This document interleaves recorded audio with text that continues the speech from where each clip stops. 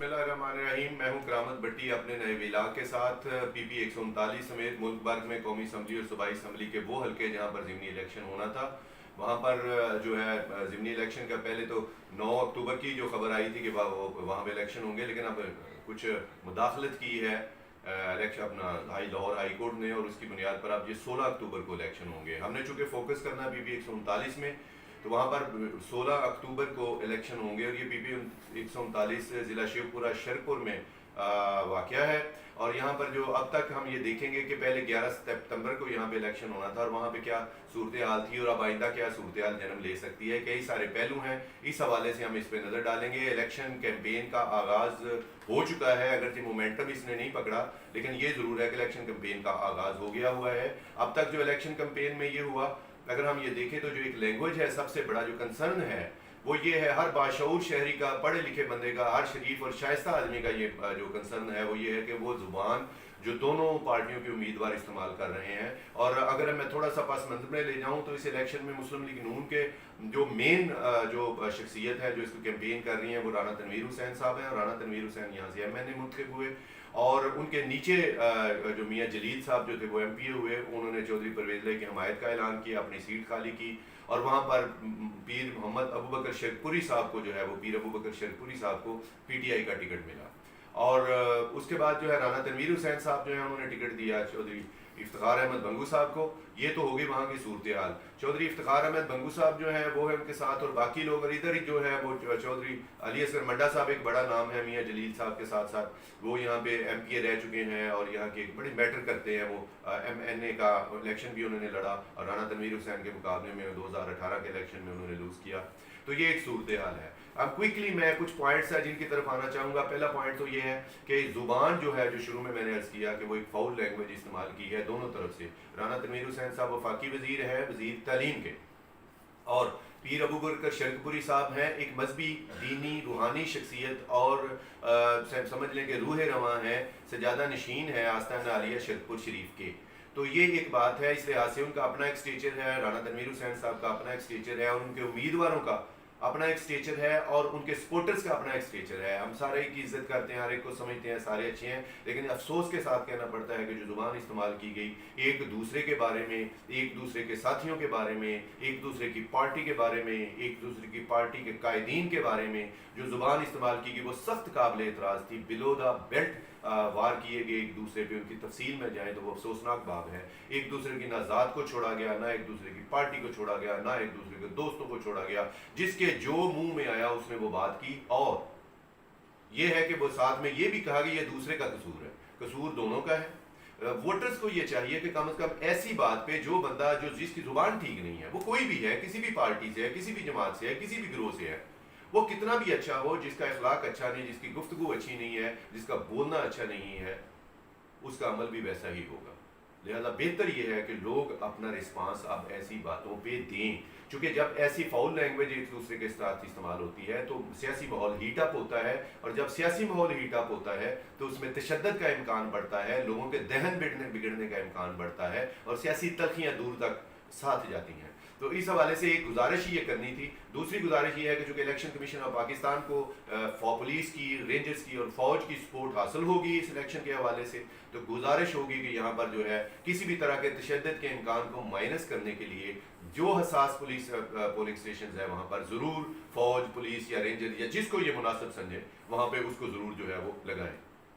अच्छा, एक और बात यहाँ पे ये हुआ कि वो मैंने जैसे कहा कि ज़ुबान, किसी ने कहा जी आपने पैसे तकसीम किए हैं और किसी ने कहा जी आप पीरी मुरीदी के नाम पर लोगों को लूट रहे हैं। ये वही बात है जो मैंने कहा कि एक दूसरे पर इल्ज़ामात दर जवाबी इल्ज़ामात की सियासत और इल्ज़ामात दर इल्ज़ामात की सियासत है, जो किसी तौर ना मुल्क के लिए ठीक है, ना हल्का के लोगों के लिए ठीक है, ना वो इतनी बड़ी शख्सियात हैं जो इलेक्शन लड़ रही हैं और लड़ा रही हैं, उनकी शख्सियात और उनके ओवरऑल इमेज के लिए ठीक है।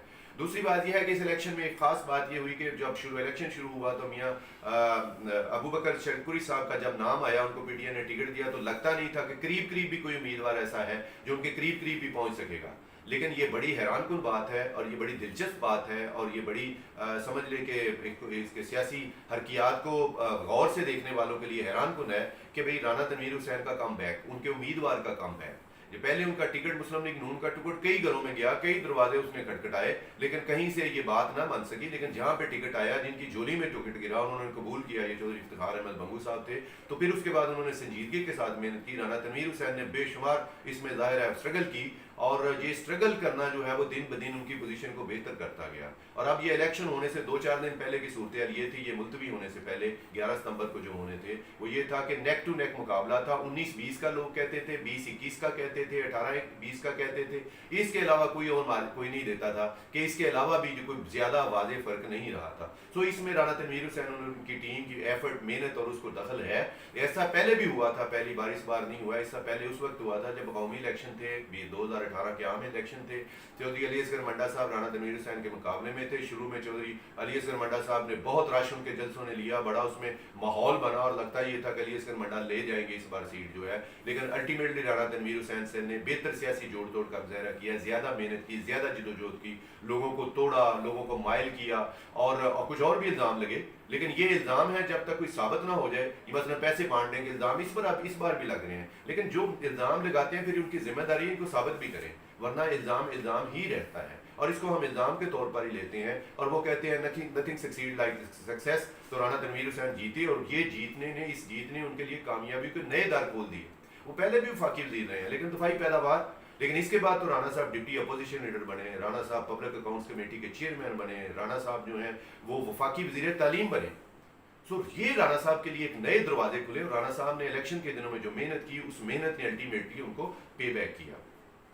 تو یہ ایک بات ہے. اس حوالے سے رانا تنویر حسین کے امیدوار کا ہم کہہ رہے تھے, ان کا غیر معمولی جو ہے وہ ان کا آیا ہے. اور دوسری بات یہ کہ اس الیکشن میں ایک اور بات ہے کہ اپنے ترقیاتی کاموں کو موضوع کوئی نہیں بنا رہا کہ میں نے یہ کیا, یا میں یہ کروں گا, یا میرا پلان یہ ہے, یا میری پارٹی اس لحاظ سے بہتر ہے اس لیے آپ مجھے ووٹ دیں. بس ایک دوسرے پہ کیچڑ اچھالنے والی بات ہے جو اچھی نہیں ہے. اس کے بعد صف بندی جو ہے وہ ہوئی ہے. تو اس صف بندی میں جو ہے یہ ایک بڑی دلچسپ بات ہے کہ اس صف بندی میں لوگ ٹوٹے کم ہیں.